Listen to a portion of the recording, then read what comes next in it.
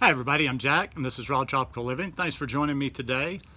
Just finished a huge fruit bowl, man. If you follow me on Instagram, you probably are like, dude, post something different, but I just post what I'm eating every day. So I post so many of these fruit bowls, and it was good this morning. I went out to the store again just to get a small load. Hopefully I have some supplies coming tomorrow from a friend.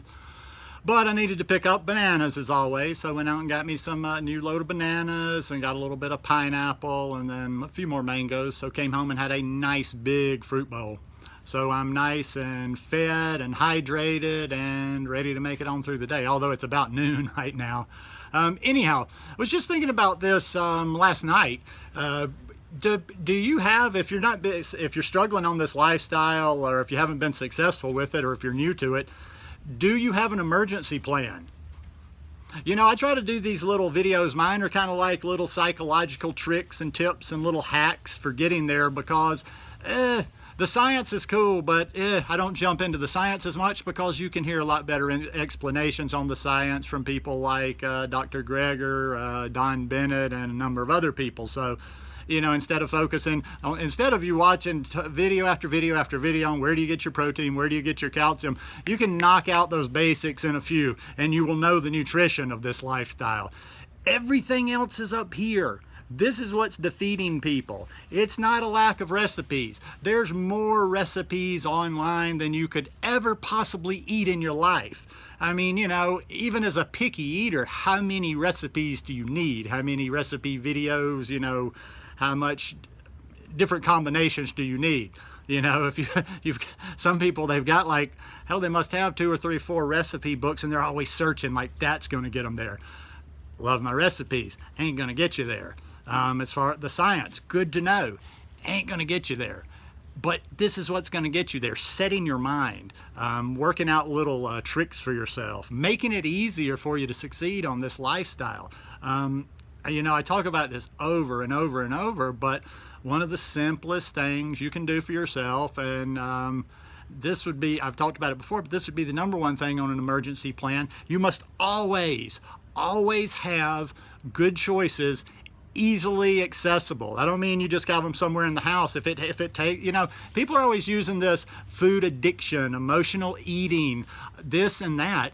And I'm like, okay, well, if you know what the triggers are, then you need to do something to, you know, to help yourself when something does trigger you. Number one, try to eliminate the triggers. Try to eliminate the situations that get you into these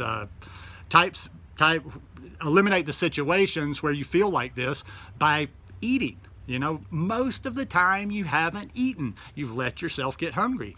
And you got to keep that stuff around. If it even means like having fruit, like, okay, I just had a fruit bowl. If it even means having it ready to go, you know, having bananas right next to where you are to eat. Or if maybe the bananas, you know, maybe if you're kind of new to the lifestyle and you can't just totally do it on bananas, keep a fruit bowl cut up. Keep some other fruit cut up around the house. Keep celery sticks. Keep things around, but you have to have those good options. Dates are great. You know, if you really still crave the sugar and you need something sweet like a candy or a treat or whatever after eating all the fruit, eat some dates. But you've got to have emergency plans set up. Otherwise, you're going, you know, I think people just sometimes think like all of a sudden it's just going to click in their head, like they'll just keep doing it the same way over and over and over and over, and one of these times it's going to take. When you're doing the same thing, you know, that's kind of the definition of insanity, is when you do the same thing over and over and expect a different result. But that's the simplest trick right there, is to think about it ahead of time. You know, I talk about this a lot, being a person that spends lots of times by himself.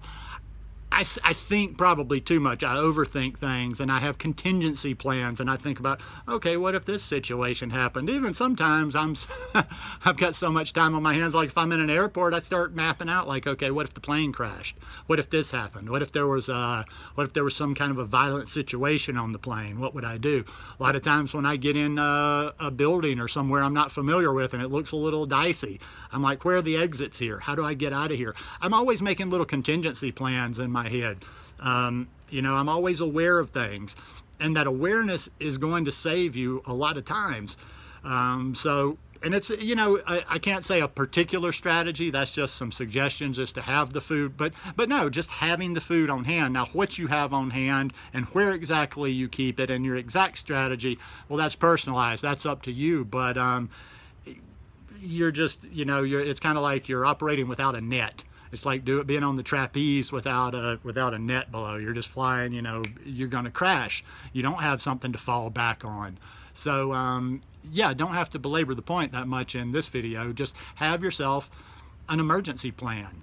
And, you know, I'm focusing just on having a plan as far as the food goes, but have an emergency plan on bailing out on situations. Maybe if you get in certain situations, whether it's around people, whether it's going out somewhere to eat, whether it's, you know, going to a gathering somewhere, if you start feeling dicey, hey, I'm not too worried about if I'm going to step on anybody's toes or people are going to get their feelings hurt. I'll leave. Take yourself out of the situation. That would be the second part of it, is have plenty of stuff around. Keep good stuff on hand all the time in your house.